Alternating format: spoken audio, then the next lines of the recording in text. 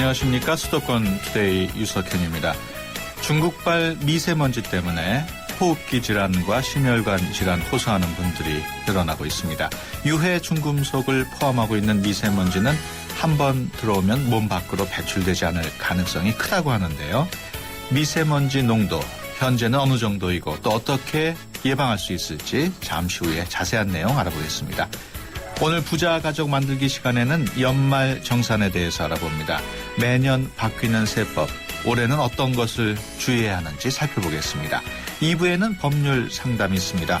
복잡한 법률 문제 있으신 분들은 서울전화 02-771국에 0945번으로 전화 주시거나 짧은 문자 50원, 긴 문자 100원의 이용료 있는 샵 0945로 문자 주시면 됩니다. 법무법인 한별의 조상원 변호사가 상담해드립니다. 12월 10일 화요일 수도권 투데이 시작합니다.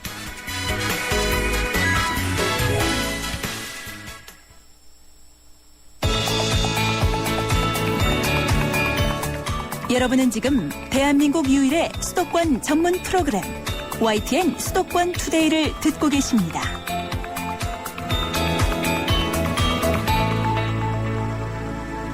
네, 투데이 이슈 점검 시간입니다.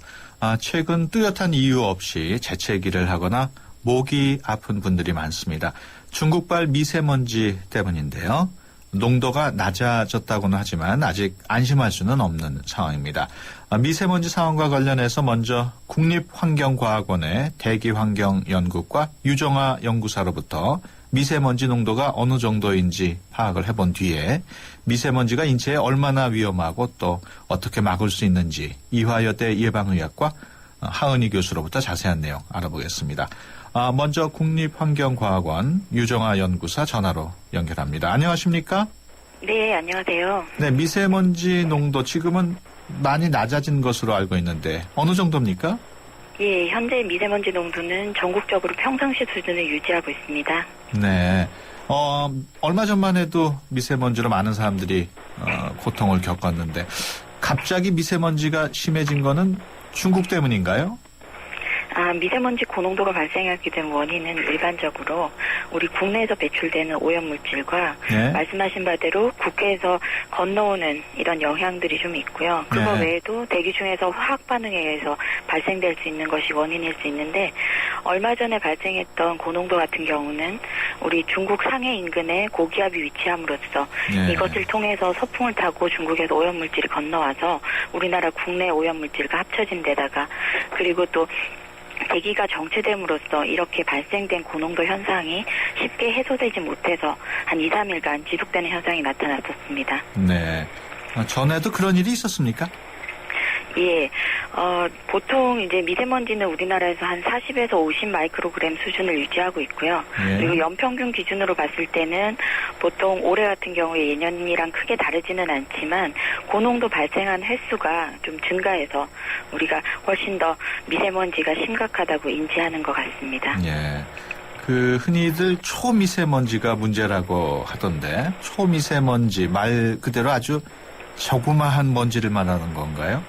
네, 맞습니다. 보통 미세먼지라고 하면 입자의 직경이 10 마이크로미터 이하인 작은 먼지를 말하는데요. 네. 초미세먼지 같은 경우는 이것보다 더 작은 2.5 마이크로미터 이하인 입자상 물질을 의미합니다. 네.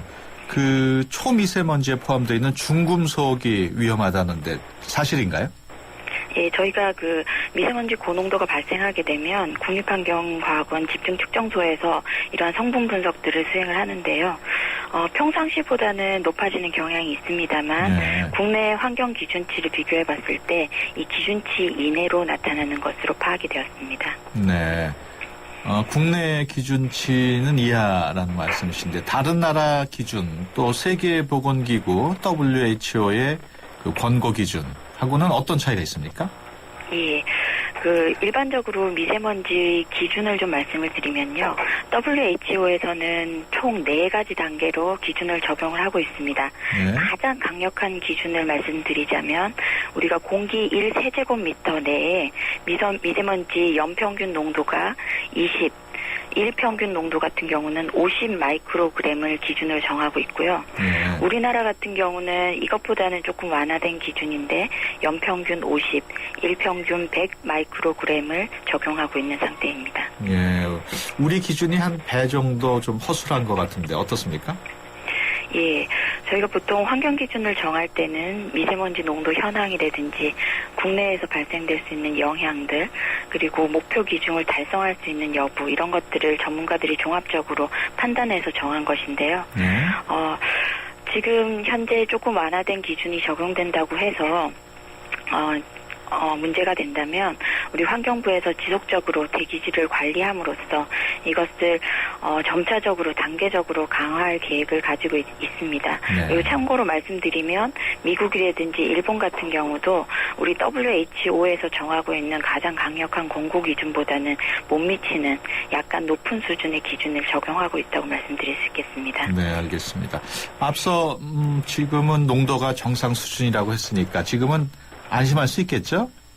예, 요 며칠 사이에는 다행히 이제 강수에 의해서 세정되고 그리고 바람에 의해서 대기 주변으로 확산되어서 대기가 많이 깨끗해졌습니다만 우리가 겨울철 같은 경우는 북서 계절풍이 불어오고 특히나 남반같이 에너지 소비가 좀 증가하기 때문에 미세먼지 고농도가 발생할 가능성은 충분히 있습니다. 그래서 우리 국립환경과학원에서는 미세먼지 예보제를 통해 가지고 이러한 고농도가 발생할 때 사전에 우리 국민들께 이런 정보들을 제공함으로써 건강 피해를 예방하기 위해서 지속적인 노력하고 있습니다. 네, 알겠습니다. 지금까지 국립과학원 유정아 연구사였습니다. 오늘 말씀 고맙습니다. 예, 감사합니다. 네, 이어서 이화여대 예방의학과 하은희 교수를 연결하겠습니다. 안녕하십니까? 네, 안녕하십니까? 네, 지금 그 말씀 들으셨습니다만 우리나라 대기를 뒤엎었던 미세먼지 평소보다 납 또는 비서 같은 중금속이 많이 늘어났다고 하는데 우리 몸에 얼마나 안 좋은 건가요? 이 미세먼지 2.5, PM 2.5라고 하는 초미세먼지는 우리가 호흡성 분진이라고 부르는데요. 이게 뭐냐면 우리 폐의 가장 깊은 폐포, 즉 허파 꽈리까지 안쪽으로 들어갈 수 있다는 거거든요. 그러니까 그 지점이 바로 그 가스의 교환이 일어나는 것이기 때문에 우리 몸에 그 혈류를 타고 전신으로 이제 간다라는 이제 의미를 말하는 것입니다. 이 먼지는 그 우리 몸속에 들어오면은 염증 반응을 일으키거나 혈전, 즉 혈액을 끈적끈적하게 하는 역할을 해서 폐에는 직접적으로 천식과 같은 호흡기 질환을 유발할 뿐만 아니라 신장에도 부담을 주게 되는데요. 또한 이렇게 이제 미세먼지의 그 희소나 납과 같은 중금속, 특히 PAH라고 하는 다환 방향족 탄화수소와 같은 발암 물질이 묻을 수 있는데 바로 이것은 암 발생을 가능하게 할 수 있습니다. 네, 그 미세먼지를 오래 마시면은 사망까지 할 수 있다. 이게 사실입니까? 예, 2004년에 그 의학 최고 저널인 자마에 그 미국의 그때는 PM10인데요. PM10 농도를 23.8 정도로 이제 평균적으로 생각했을 때 24,000명이 이로 인해 사망하는 것으로 추정한 적이 있고요. 우리나라에서도 그 PM2.5가 평상시에 10 마이크로미터 퍼 세제곱미터 마이크로그램 퍼 미터 세제곱 증가하면 일별 조기 사망률이 0.8%, 65세 이상의 노인에서는 1.1%가 증가하는 것으로 추정한 바가 있습니다. 예. 최근 그 미세먼지가 태아에 미치는 영향을 연구하신 것으로 알고 있습니다. 결과가 나왔습니까? 네. 예, 저희 이제 이화의대 예방의학교실에서는 태아, 영유아 등 민감 집단에서의 미세먼지 영향에 대한 연구를 하고 있는데요. 산부인과에 그 산전진찰을 하러 오신 산모 1,700명을 모집해서 추적해 봤더니 임신 3분기에 10 마이크로그램 퍼 미터 세제곱 증가할 때마다 태아의 대퇴 길이가 0.03에서 0.06cm 감소했고 양쪽 머리뼈, 즉 머리둘레도 0.16cm 감소하는 그 태아 성장을 방해하는 것을 알 수 있었습니다. 아, 그렇군요. 영향을 좀 미치긴 미치는군요. 예. 그럼 이런 미세먼지에 노출되는 것을 막으려면 어떻게 해야 될까요? 사실 이제 미세먼지를 막기 위해서는 이제 노출을 막는 것인데 네. 제일 중요한 거는 심할 때는 마스크를 착용하시는 것이 중요하고요. 네. 또 가능하시면 실내 활동을 자제하는 것이 좋겠고 렌즈 대신에 안경을 착용하시는 것이 아주 좋을 것 같습니다. 네.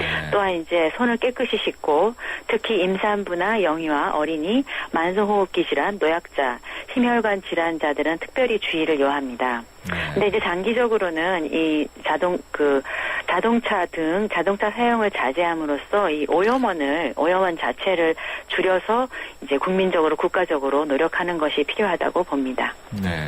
그 일반 마스크를 쓰면 별 도움이 안 된다는 얘기가 있는데 맞습니까?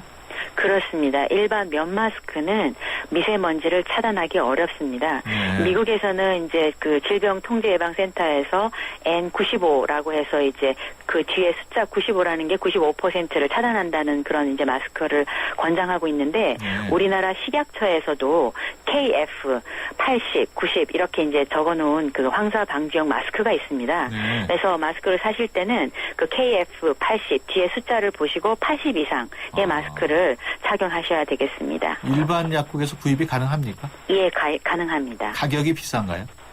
그렇게 비싸지 않은 것으로 알고 있습니다. 예. 그렇다면 미세먼지에 일단 어쩔 수 없이 노출이 된 뒤에는 어떻게 대응해야 됩니까? 다시 한번 말씀드리면 우선 집으로 돌아와서 미세먼지가 닿은 손과 얼굴과 몸을 잘 씻는 것이 중요하겠고 네. 물을 많이 마시는 것이 중요하겠습니다. 그렇군요. 그리고 렌즈는 바로 빼서 소독하셔야 하고요. 네. 이러한 이제 미세먼지가 우리 몸에 염증성 반응을 일으키기 때문에 이 염증성 반응을 제거하기 위해서는 항산화제의 역할이 중요한데 항산화제의 역할을 할 수 있는 채소나 과일 또는 주스 이런 이제 비타민과 무기질이 많이 든 음식을 많이 드시는 것이 좋겠습니다. 네. 지금 말씀하시는 도중에 우리 그 청취자 분께서 한 분이 문자를 주셨는데요. 네. 이게 지금 미세먼지하고 직접 관련이 있는 내용은 아닌 것 같은데 한번 제가 그 질문 내용을 말씀을 드리겠습니다. 8139번으로 온 내용인데 집 앞에 알루미늄 제조 공장이 있는데 알루미늄 네. 같은 가루가 공기 중에 날려서 인체에 해로울 수도 있나요? 이런 질문을 해오셨어요. 예. 그 알루미늄 같은 경우는 우리가 그 이제 직업성으로 노출되었을 때는 네. 알루미늄 폐라 그래가지고 그 호흡기 질환을 일으킬 수가 있습니다. 네. 근데 이제 그것은 직접적으로 작업장에서 노출되었을 경우에 이제 얘기하는 것이고 네. 이게 공기적으로 환경으로 나왔을 때는 그 농도에 따라서 차이가 네. 있을 수 있기 때문에 네. 농도 측정을 좀 해봐야지 건강 영향에 대한 것을 알 수 있을 것 같습니다. 네, 그렇군요. 지금까지 이화여대 예방의학과 하은희 교수였습니다. 오늘 말씀 고맙습니다. 네, 감사합니다. 안녕히 계세요.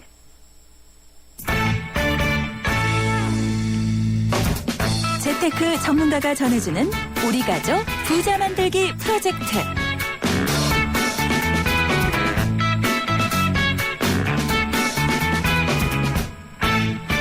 네, 이번 시간은 부자 가족 만들기 시간입니다. 재무와 주식, 세무, 은퇴 설계, 그리고 상속에 이르기까지 청취자 여러분들의 사연을 토대로 전문가와 상담을 해봅니다. 오늘도 재무 설계 전문가이신 키움 에셋플래너 김영돈 광화문 지점장 모셨습니다. 안녕하십니까? 네, 안녕하십니까? 네, 첫 번째 질문 소개해드리겠습니다. 40대 공무원입니다. 소득공제를 받을 수 있는 연금저축에 가입하면 연말정산으로 돌려받는 소득공제보다 나중에 연금을 받을 때 연금 소득세를 더 내야 한다는데 맞는 얘기인가요? 그렇다면 저 같은 공무원은 소득공제를 받을 수 있는 연금에 가입하는 게 좋은지 아니면 비과세 연금에 가입하는 게 유리한지 알려주세요. 이런 질문을 해오셨는데 연금 소득세 어느 정도를 내게 되는 건가요? 네, 그 소득공제 혜택이 있는 연금저축 계좌를 가입하시려는 분들은요, 대부분 소득공제 혜택만 관심을 가지시고, 네. 연금을 수령할 때 발생하는 세금에 대해서는 꼼꼼하게 따져보는 분들이 많지 않은 것 같습니다. 네. 연금저축 계좌는 적립금을 연금으로 수령하느냐 아니면은 연금 이외에 일시금 형태로 인출하느냐에 따라서 세금의 종류와 또 세율이 달라지게 됩니다. 네. 우선 연금으로 수령하는 경우에는요, 연금 소득세 80세가 과세되는데요. 연금을 수령하는 나이에 따라서 또 세율이 달라집니다. 네. 55세부터 연금 수령이 보통 가능한데요. 55세부터 69세까지는 지방소득세를 포함해서 5.5%의 세율이 적용되고요. 네. 또 70세에서 79세 사이에 연금으로 수령하면 4.4%, 또 80세 이상의 나이에 수령하시면은 3.3%의 세율이 적용됩니다. 네. 연금을 또 종신형으로 받을 경우에는 55세부터 69세 사이에 신청해도 4.4%의 세율을 적용받을 수가 있습니다. 네. 근데 만약에 적립금을 연금이 아닌 중도 인출이나 아니면은 일시금 형태로 받을 때에는요, 22%의 기타 소득세를 적용받게 되고요. 이 기타 소득이 또 300만 원을 초과하는 경우에는 다른 종합소득과 합산되기 때문에 세 부담이 더욱 커질 수가 있습니다. 네. 종신형으로 받는 게 뭐 가장 유리할 것 같군요. 네, 아무래도 100세 시대를 대비해서는 종신형이 세율면이나 예. 아니면 연금 수령 형태에서는 제일 유리할 수 있습니다. 아무래도 연금을 늦게 받으면 받을수록 소득세 부담이 이제 적어지는 내용인데 공무원의 경우에는 연금 소득세 부담이 더 늘어나는 건가요? 특수직영연금이라고 하죠. 공무원이나 아니면 군인 또 사립학교 교사의 경우에는 작년까지는 이런 연금 저축을 가입하면 연금 수령 시기에 연금 소득세 부담이 높아지게 될 확률이 높았는데요. 예. 하지만 올해 초에 그 세법과 연금저축 계좌에 대한 제도 개선이 있었기 때문에 예. 이러한 직영연금 대상자들이 연금소득세를 더 부담하게 되는 경우는 앞으로 거의 없을 것으로 보여집니다.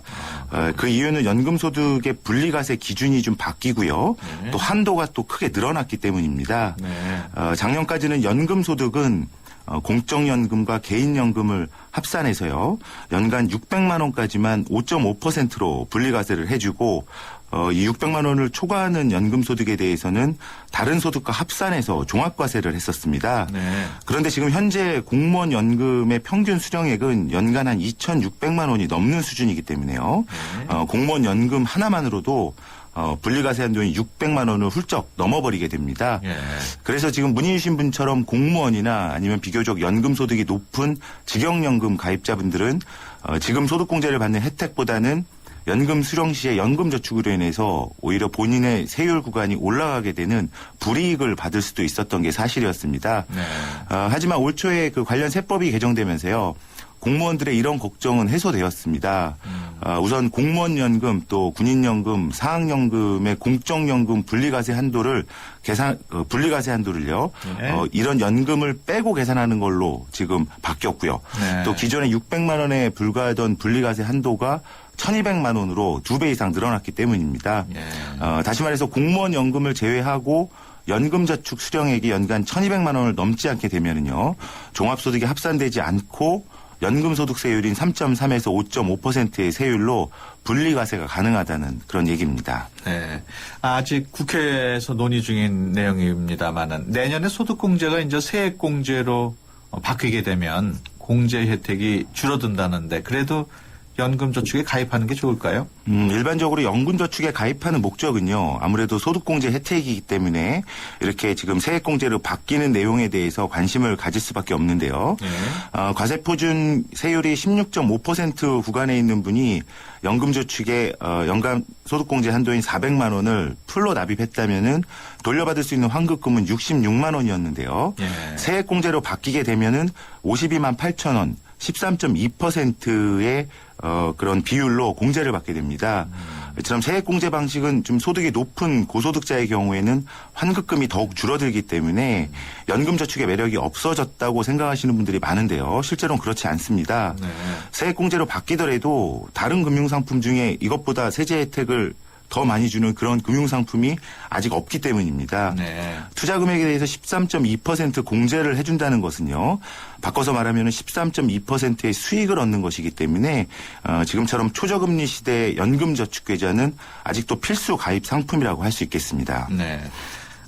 이제부터 연말정산에 관심을 가져야 할 시기 같은데요. 올해 바뀌는 연말정산 소득공제가 몇 가지 있던데 설명을 좀 해주시죠. 네, 그 세법은 매년 개정되죠. 따라서 연말정산을 하기 전에 반드시 개정사항부터 좀 점검을 해야만 합니다. 네. 우선 한도가 늘어나거나 신설된 항목부터 좀 살펴보면은요. 네. 배우자 없이 자녀를 부양하는 여성의 경우에는 작년까지는 가구주에 해당되어야만 부녀자공제 50만 원을 받을 수가 있었는데요. 네. 올해부터는 가구주 여부와 상관없이 100만 원을 소득공제 받을 수가 있습니다. 네. 또 배우자 없이 자녀를 부양하는 남자의 경우에는요. 기존에는 아무런 혜택이 없었지만 올해는 남자도 100만 원의 소득공제를 받을 수가 있습니다. 네. 두 번째로 월세 세입자의 그 월세액 소득공제 한도가 늘어났습니다. 작년까지는 그 월세 지출액의 40%까지인 300만 원 한도로 공제가 됐었는데요. 네. 올해부터는 50%까지 확대됐습니다. 네. 그리고 또 국민주택 규모의 주거용 오피스텔에 대한 전월세도 소득공제가 가능해졌습니다. 그리고 세 번째로 교육비 공제 대상이 좀 확대됐는데요. 어린이집과 유치원의 경우에는 특별활동비와 급식비, 또 방과 후 수업료와 교재비가 포함되었고요. 그리고 초등 고등학교의 방과 후 학교 수업료에 교재비가 또 포함이 되었습니다. 네. 그리고 마지막으로 대중교통 이용을 좀 장려하기 위해서요. 대중교통 이용 금액의 30%를 100만 원 한도로 공제해주는 제도도 신설됐기 때문에 꼼꼼하게 챙기셔서 한 푼이라도 더 돌려받을 수 있도록 해야겠습니다. 네. 대중교통 이용 금액의 30%면 이건 버스 같은 거 탈 때 사용한 거. 네, 그렇습니다. 그렇군요. 공제율이 축소된 항목도 있죠? 네, 그렇습니다. 우선 신용카드 소득공제 혜택이 좀 축소되었는데요. 네. 작년까지는 총규모의 25%를 초과해서 사용한 금액의 20%까지 소득공제가 가능했지만요. 올해부터는 15%로 축소되었습니다. 네. 반면에 현금 영수증 사용금액 공제율은 체크카드와 같은 수준이 30%로 또 상향되었고요. 네. 그리고 특별공제 종합한도 규정이라는 것이 신설돼서요. 보험료와 의료비 또 교육비 같은 특별공제를 최대 2,500만 원까지만 공제받을 수 있도록 또 변경되었습니다. 네. 끝으로 보통 그 소득공제 증빙서류는 국세청 온라인으로 다 준비를 할 수 있는데 따로 준비해야 되는 서류들도 있다고요? 네, 한 3가지 정도가 있는데요. 첫 번째로 암 환자 같이 장기간 치료를 필요로 하는 중증 환자에 대한 장애인 공제를 받으려면요. 네. 병원에서 장애인 증명서를 별도로 발급받으셔야만 합니다. 네. 그리고 의료비 공제 대상인 장애인 보장구 휠체어 같은 거죠. 그리고 네. 보청기를 사용하시는 분은 그 사용하는 분의 이름을 판매자가 확인한 영수증을 첨부해야만 공제가 가능합니다. 그렇군요. 예, 그리고 두 번째로 교육비 중에서 취약전 아동의 보육시설, 또 학원, 체육시설에 대한 교육비 납입금액과 또 장애인 특수교육비 납입금액은요. 교육기관에서 따로 증명서를 발급받아서 제출해야만 공제가 가능합니다. 네. 마지막으로 민간단체에 기부한 기부금도 그 해당 단체에서 기부금 영수증을 따로 발급받아야만 기부금 공제를 받으실 수가 있습니다. 그렇군요. 지금까지 키움에셋 플래너 김영돈 광화문 지점장이었습니다. 오늘 말씀 고맙습니다. 네, 고맙습니다. 모카골드. 준기야, 다른 건 왜 이 맛이 안 날까? 상현 선배, 손 좀 줘봐요. 원두? 원두 좋아진 거 느껴져요? 더 좋은 원두로 더 맛있어진 모카골드가 시작됩니다. 맛있다. 맛있는 커피의 황금 비율, 맥심 모카골드. 우주에서 가장 아름다운 별, 지구. 하지만 누군가에겐 목마름의 별이며 어둠의 별이기에 우리는 지구의 바다를 인류의 마실물로 바꾸고 지구의 자원을 인류의 빛으로 바꾸고 있습니다. 지구의 가치를 높이는 기술, 두산중공업. 네, 수도권 투데이 1부 여기서 마치고요. 잠시 뒤 2부에서 뵙겠습니다. DMZ를 아시나요? DMZ는 1953년 정전협정에 의해 성립된 군사적 비무장지대입니다. 정전 60년, 사람의 발길이 닿지 않은 DMZ는 바람과 철새들이 쉬어가는 곳, 수많은 생명이 자유롭게 숨쉬는 곳이 됐습니다. 세계가 주목하는 자연 생태 보고 DMZ. 이제 경기도가 DMZ에서 생명을 가꾸고 통일 대한민국의 미래를 만들어 갑니다. DMZ 60년, 이제는 생명이다. 이 캠페인은 경기도와 함께합니다. 2013 YTN 연중기획 화합과 소통 함께 가는 대한민국. 시인 민용태 고려대 명예교수입니다. 전부 아침마다 7시가 되면 어김없이 산에 오릅니다. 거기 많은 친구들이 기다리고 있으니까요. 산에 가게 되면 우리가 잃어버린 인간성을 배웁니다. 서로 화합하고 소통하는 재미. 그런 맛으로 이 자연들이 살아가고 있구나. 이 산에 가면 혼자 핀 꽃은 없어요. 전부 어울려도 피어 있어요. 나무 혼자 있는 나무 없어요. 꽃 혼자 피지 않아요. 너무 재미없잖아요. 혼자 핀 꽃은 얼마나 쓸쓸해봐요. 그죠? 그런 것 속에서 이 우주 속에 혹은 이 자연 속에 아니면 이런 아름다운 나라에 사는 그런 즐거움을 맛보시죠. 2013 YTN 연중기회 화합과 소통 함께 가는 대한민국 YTN 라디오가 함께합니다.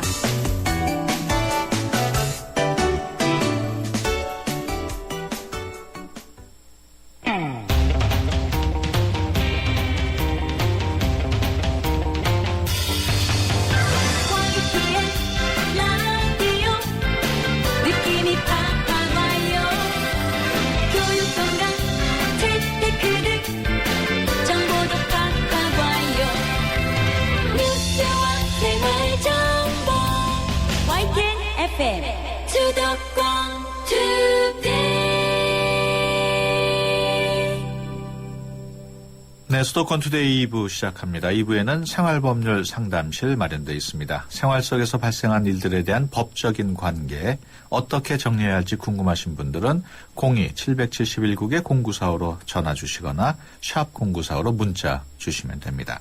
짧은 문자 50원, 긴 문자 100원의 이용료 있고요.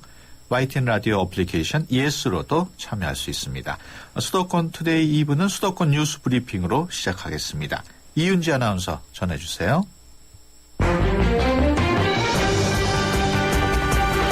네, 수도권 뉴스 브리핑입니다.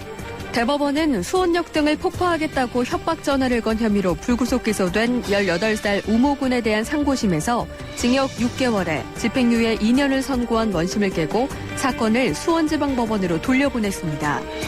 재판부는 허위 전화를 한 목소리를 성문 분석한 결과 비교 가능한 단어가 매우 부족해 범인과 우군의 목소리가 같다고 단정하기 어렵다고 나왔다며 유죄 증거로 삼기는 부족하다고 밝혔습니다.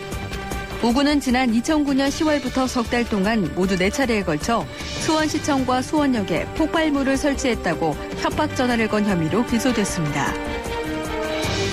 오늘 아침 찬바람이 강하게 불면서 영하권 추위가 찾아왔습니다. 전북 무주군 설천면 기온이 영하 8.8도까지 떨어진 것을 비롯해 철원 영하 1.5도, 서울 영하 2.2도 등으로 어제보다 6도에서 7도가량 낮았습니다. 오늘은 전국이 맑은 뒤 밤부터 구름이 많아지겠고 내일은 전국에 눈이 내릴 것으로 보입니다. 기상청은 이번 주 내내 영하권 추위가 이어지는 가운데 금요일에는 서울 아침 기온이 영하 7도까지 내려가면서 한파가 기승을 부릴 것으로 내다봤습니다. 지금까지 수도권 뉴스 브리핑이었습니다.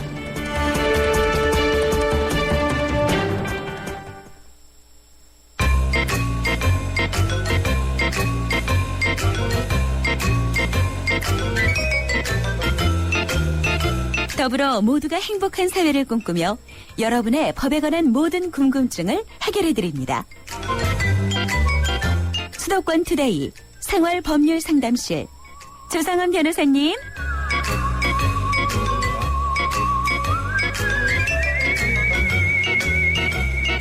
여러분의 법률 고민 해결해드립니다. 그냥 넘어가기 억울한 사연들 보내주시면 조성환 변호사께서 답변해 주십니다. 안녕하십니까? 네, 안녕하세요. 예, 첫 번째 상담 사연은 전화로 연결을 해볼까요? 어떨지 모르겠네요. 그냥 문자로 갈까요? 여보세요? 네, 전화 연결 지금 돼 있는 모양입니다. 여보세요? 예, 안녕하세요. 예, 말씀하시죠? 예, 다름이 아니고, 삼익상가 쪽에서, 저희는 이제 건물, 상가를 갖고 있는 사람인데, 세입자가 돈을 안 내가지고, 월세를 안 내가지고, 재판을 해가지고, 강제 철거를 했어요. 네네. 근데 이제 그 사람들이 자기네들이 있으면서도 강제 철거를 하는데, 가만히 보고만 있어가지고 했는데, 그 물건을 갖다가 이제 법원에서 관리하는 물류창고에다가 집어넣었거든요. 네. 근데 물류창고에 집어넣는데, 이제 그걸, 건물 주인이 이름으로 집어넣다 보니까 그 보관료를 내야 되는데 계속 저희한테 이제 보관료를 내라고 통지서는 오고 그 물건 주인은 물건을 찾아가지는 않거든요. 찾아가는 왜 안 찾아가자고 하니까 그 물건은 우리들이 처분을 하겠다고 만약에 안 찾아가면 처분을 하겠다고 내용 증명을 보내니까 남의 물건을 그렇게 하면 안 된다면서 자기네들이 꼭 필요한 거니까 자기네들이 써야 된다고 그렇게 통지서가 왔어요. 그런데도 물건을 찾아가지도 않고 네.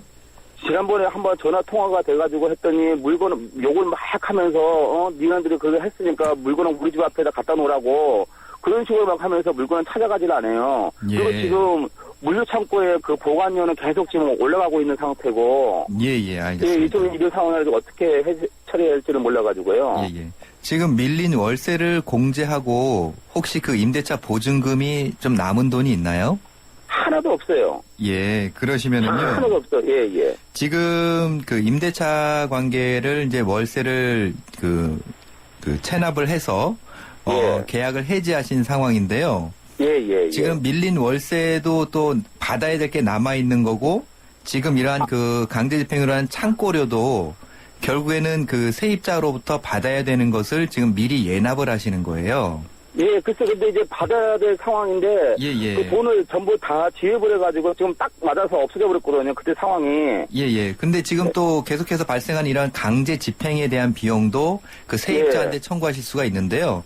이런 경우에 만약에 세입자가 그 물건을 가져가지 않으면 계속해서 보관료만 발생이 됩니다. 예, 그래서 그렇기 때문에 이런 경우에는 그 보관한 물건에 대해서 유체동산 압류를 하시면 돼요. 유체동산 압류요? 예. 유체동산 압류를 해서 그 보관하고 있는 물건 자체를 경매로 다시 또 넘겨버리는 겁니다. 예, 그러면은 그 낙찰이 되면 낙찰자가 그 물건을 가져가게 되는 것이고 그 낙찰 대금으로부터 이러한 강제 집행 비용이나 지금 만약에 밀린 월세 중에 혹시 못 받은 부분이 있다거나 이러한 창고료 같은 것을 그 낙찰 대금에서 환수를 받으실 수 있는 거죠. 한마디로 그 물건을 팔아버리는 건데 개인이 파시는 게 아니라 강제 집행 절차를 밟아서 그 지금 그 임대 목적물을 강제 집행으로 해서 점유를 인도를 받으신 것처럼 그 물건을 강제적으로 팔아버려서 환가를 해서 그 비용을 보전을 받으시는 거예요. 그러니까는 원칙적으로는 그런 명도 집행을 하면서 유체동산에 대한 죄송합니다. 잠깐만요. 네, 지금 상담을 하시다가 제가 마저 말씀을 드리면 일반적으로 이제 그 건물주 임대인이 세입자가 월세를 내지 않고 그리고 나가지도 않을 경우에 이런 식으로 명도 소송을 하고 강제 집행을 하면서 동시에 그 밀린 월세와 관련해서 그 유체동산을 함께 압류를 합니다. 그래서 그거를 그냥 경매로 날려버리는 되는 거죠. 그렇군요. 안 그러면 이렇게 그런 집행과 관련된 보관료가 계속 나가게 되는 겁니다. 네, 알겠습니다. 다음은 상담 사연 제가 소개해 드리겠습니다. 5154번으로 들어온 내용인데요. 캐피탈 쪽에 580만 원 가량의 채무가 있었는데 연체가 되면서 집이 강제 경매로 넘어갔습니다. 현재 낙찰자가 생겼는데요. 낙찰된 날은 9일이고 캐피탈 쪽의 체납금은 오늘이라도 완납할 수 있습니다. 가능하면 집을 지키고 싶은데 어떻게 해야 하나요? 낙찰자와의 경매 취하 동의서 사인은 어제인 5일 합의를 보고 사인을 받았습니다. 이제 어떻게 절차를 밟아야 하는지 몰라서 여쭤봅니다. 법무사를 통해야 하나요? 이런 질문 내용인데 낙찰받은 사람이 있는데 집을 어떻게 지킬 수 있을까요? 이런 경우에도 낙찰자가 대금을 완납을 하고 그 소유권을 취득하기 전까지 이 채무자는 채무를 변제를 하고 절차를 중단시킬 수는 있습니다. 낙찰자가 동의해주지 않으면 어쩔 수 없는 건가요? 아닙니다. 지금 그 채무자 쪽에서 변제했다라는 그 변제 증서, 또 뭐 영수증이라든가 이런 것을 가지고 그 강제 법원에 제출하게 되면 집행정차가 일단 정지가 되고요. 그다음에 별도로 청구 이의 소송이라는 것을 제기를 하셔서 그 채권자에 대한 채무가 전부 소멸했다라는 판결을 받으시게 되면 최종적으로 이 강제 집행 절차는 중단을 시킬 수가 있습니다. 그렇군요. 생활법률 상담실 법무법인 한별의 조상원 변호사와 함께하고 있습니다. 법률 상담 필요하시면 50원의 유료 문자 있는 샵0945로 법률 상담 신청합니다라고 적어서 보내주시거나 서울 전화 02771국에 0945로 전화 주셔서 성함과 전화번호 남기시면 저희가 연락을 드립니다. 계속해서 다음 사연입니다. 1543번으로 들어온 내용인데요. 인터넷으로 면이라고 써 있는 옷을 샀는데 받아보니까 면이 아니고 합성 섬유더라고요. 그래서 전화해서 환불해달라고 했는데 본인들이 분명히 상세한 설명과 약간 다를 수 있다고 써놨고 100% 면이라고 하지도 않았다면서 환불이 안 된다는 겁니다. 가격이 얼마 안 되고 반품 택배비가 더 나올 것 같아서 참았는데 환불이나 교환 같은 경우 정확히 법으로는 어떻게 정해져 있나요? 소비자 고발센터 말고 경찰에도 신고가 가능한가요? 이런 질문 내용인데 면이라고 써놓고 합성 섬유 제품을 보냈다면 이거는 소비자를 속인 거 아닙니까? 예, 맞습니다. 옷의 소재라는 것은 그 옷에 있어서 가장 중요한 부분에 해당하는 것이기 때문에 예. 만약에 그 판매상이 뭐 실수로 소재 부분을 뭐 다른 옷에 쓰던 거를 갖다 쓰다가 깜빡하고 그 소재 부분을 바꾸지 못해서 이렇게 과실로 된 거라면 단순히 이제 환불 처리하고 말겠지만 고의적으로 면이 아닌 걸 알면서도 면이라고 하고 한 것이라면 그건 사기죄에 해당될 수도 있는 거죠. 그렇군요. 그럼 이런 경우에는 어떻게 환불을 받을 수 있을까요? 예, 이건 뭐 단순 변심도 아니고 물건에 하자가 있는 경우이기 때문에 당연히 환불 요청을 하실 수가 있고요. 이런 경우에는 그 소비자에게 어떤 잘못이 없기 때문에 택배비도 그 판매자 쪽에서 부담을 해야 되는 것이 맞습니다. 그렇군요. 최근 들어서 이제 인터넷이나 홈쇼핑으로 물건을 사는 경우가 많은데 환불이나 교환 법으로는 어떻게 정해져 있습니까? 예, 일반적으로 이제 그 전자상거래법에서 규율을 하고 있는데요. 법상으로는 단순 변심의 경우에도 그 물건을 받은 날로부터 7일 이내에는 언제든지 환불 요청을 할 수 있도록 되어 있습니다. 이런 경우에 물건 확인을 위해서 포장을 뜯은 경우는 이런 경우는 이제 훼손이라고 보지도 않고요. 일반적으로 뭐 포장을 뜯으면 안 됩니다라고 하는데 물건 확인을 위해서 포장을 뜯는 것 자체는 어떤 그 환불 제한 사유가 되지는 않습니다. 단지 이제 택배비 부담 이런 부분에 있어서 단순 변심, 즉 소비자 측의 마음의 변동으로 하는 것이라면 택배비는 소비자 측에서 부담을 하는 거지만 방금처럼 물건에 하자가 있거나 어떤 훼손된 물건이 왔다거나 하는 경우에는 판매자 쪽에서 택배비를 또 부담을 해야 되는 거죠. 네, 그렇군요. 다음 사연 또 보겠습니다. 3245번인데요. 이혼 소송을 했습니다. 첫 번째 소송에서 제가 아이들을 키우기로 했고 위자료도 받았고 재산도 분배를 했습니다. 소송의 사유는 전처의 집안 문제와 도박 중독 때문입니다. 전처가 항소한다고 하는데 걱정이 돼서요.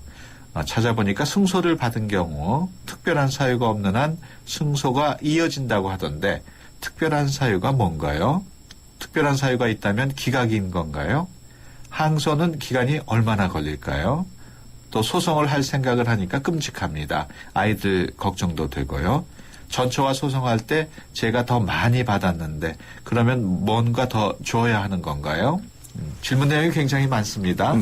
이혼 소송에 대한 이야기인데 승소를 받은 경우에 특별한 사유가 없는 한 승소가 이어지는 게 맞습니까?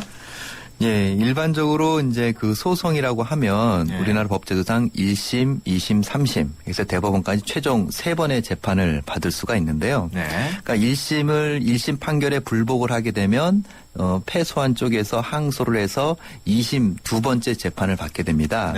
이러한 두 번째 재판은 이제 그 다른 재판관한테 다시 한번 판단을 받아보겠다라는 것인데 일단 판사님들께서 법원에서는 법을 기준으로 해서 판단을 하는 것이기 때문에 그 한 번 법을 기준으로 판단한 것이 사실 판사마다 그게 크게 다르지는 않거든요. 그렇기 때문에 1심이 항소심에서 뒤집어지는 경우도 있기는 하지만 그 가능성 면에서 보게 되면은 그럴 가능성이 많지는 않은 거죠.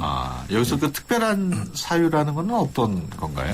그러니까 1심 재판부에서 판단할 때의 사정과 뭔가 다른 사정이 있는 경우에는 결과가 달라질 수는 있습니다. 1심에서 제출된 서류들이 뭐 허위의 서류들로 밝혀졌다거나 아니면 전혀 알려지지 않았던 사실들이 새롭게 알려진다거나 뭐 그런 경우에는 항소심 법원에서 다르게 판단을 할 가능성도 있는 거죠. 기각 내용도 언급을 하셨는데 기각은 패소는 아니죠? 예, 일반적으로 민사소송은 어떤 뭐 돈을 달라거나 아니면 부동산 소유권을 넘겨달라거나 이런 소송이기 때문에 예. 승소, 패소 이런 식으로 표현을 합니다. 예. 하지만 이런 이혼과 같은 가사소송은 이혼 소송은 그냥 이혼을 하면서 어떤 양육권이나 양육비, 재산 분할이나 이런 것들을 어떻게 결정하느냐의 문제인 거거든요. 예. 그렇기 때문에 이것은 뭐 승소, 패소라고 표현을 하기보다는 그 조건이 어떻게 달라지냐 하는 부분과 관련된 거기 때문에 예. 일반적으로 뭐 내가 청구한 것들이 받아지면 승소, 안 받아지면 패소 이렇게 말씀을 하시는데요. 예. 가사소송은 그냥 그 조건이 조금 달라질 수 있다라는 것만 생각하시면 될 것 같습니다. 그렇군요. 예.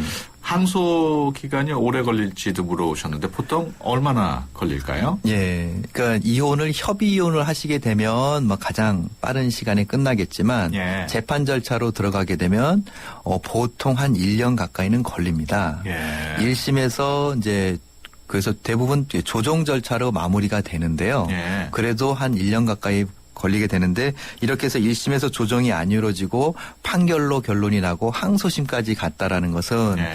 양 당사자 사이에 그 결과에 대해서 서로 이견이 상당히 강하다라는 거거든요. 예. 이렇게 될 경우에는 소송이 길어질 수밖에 없는데 그래도 항소심이 1심보다 더 길어지지는 않을 겁니다. 예. 왜냐하면 웬만한 사안은 다 다퉈졌기 때문에 예. 항소심은 1심보다는 좀 짧은 기간 안에 마무리가 될 알겠습니다. 것으로 예상이 됩니다. 항소가 되면은 그 많이 받은 쪽이 더 줘야 하는 건가요? 짧게 답변을 해주시죠. 꼭 그런 것은 아니고요. 예. 그것은 판사님께서 적정하다고 생각하는 선에서 판단이 되는 겁니다. 아, 그렇군요. 네, 지금까지 법무법인 한별의 조상원 변호사와 함께했습니다. 오늘 말씀 고맙습니다. 네, 고맙습니다. 모카골드. 준기야, 다른 건 왜 이 맛이 안 날까? 상현 선배, 손 좀 줘봐요. 원두? 원두 좋아진 거 느껴져요? 더 좋은 원두로 더 맛있어진 모카골드가 시작됩니다. 맛있다. 맛있는 커피의 황금 비율, 맥심 모카골드. SK이노베이션이 석탄에게 물었다. 왜 너를 공유라고 생각할까? 깨끗하게 바꿀 수 없나? 석탄을 청정 에너지로 바꾸는 그린콜 개발 중. 물음이 있는 곳에 이노베이션이 있다. SK이노베이션. 산에 오를 때면 눈앞이 하얘지고 막막해지는 순간들이 있다. 하지만 나 주상욱은 절대 물러서지 않을 것이다. 에코로바와 함께라면 내 방식대로 산을 즐길 수 있으니까 너의 방식대로 산을 즐겨라. Keep your way. 에코로바. 내리 쉐비 크리스마스 페스티벌 12월에 쉐보레 구입 시 최대 120만원 할인 추첨 후 1등에겐 500만원 여행 상품권 증정. 스파크 크루즈 디젤 구입 시 최대 3년 무이자 할부 크리스마스처럼 풍성한 12월 혜택을 지금 바로 만나보세요. 12월 31일까지 홈페이지 참조 일부 차종 제외 Chevrolet Find New Roads. 휴대폰 가입할 때 가입 조건을 정확히 파악하고 개인정보까지 지키는 가장 쉬운 방법. 바로 가입 신청서 원본을 돌려받는 것입니다. 변화된 습관 하나로 원치 않은 피해와 개인정보 유출까지 막을 수 있다는 사실 잊지 마세요. SK텔레콤 바른통신문화 캠페인. 인간의 골격은 자기 체중의 20배가 넘는 충격을 견뎌낸다. 제네시스, 인간의 강인함에 도전하다. 지옥의 서킷, 뉴르부르크링에서. Human Performance. Genesis. New thinking. New possibilities. 현대자동차. 세계가 주목한 새로운 럭셔리 세단 링컨 MKG. 뒷좌석까지 이어지는 파노라마 썬루프로 더 넓고 아름답게 Beautiful. 최첨단 버튼식 기어 변속기로 더 편리하게 Intelligent. 이것이 역사상 가장 아름다운 링컨 Lincoln MKZ. 삼성증권 모바일 엠팝 100배 페스티벌. GS 칼텍스에서 포인트를 100배나? 그럼 리터당 500포인트? 삼성증권 엠팝으로 신규 거래하면 GSM 포인트를 100배로 드립니다. 여보, 100배래. 삼성증권 엠팝 깔아봐. 1월까지 신청 시 월 최대 100리터까지. 자세한 이용 조건은 홈페이지 참조. 투자 손실에 유의하세요. 수도권 투데이 오늘 순서 여기서 마치겠습니다. 내일 오전 9시 10분에 다시 찾아뵙겠습니다. 지금까지 프로듀서 박준범, 기술감독 백은지, 구성작가 최유미, 진행의 유석현이었습니다. 함께해 주신 여러분 고맙습니다.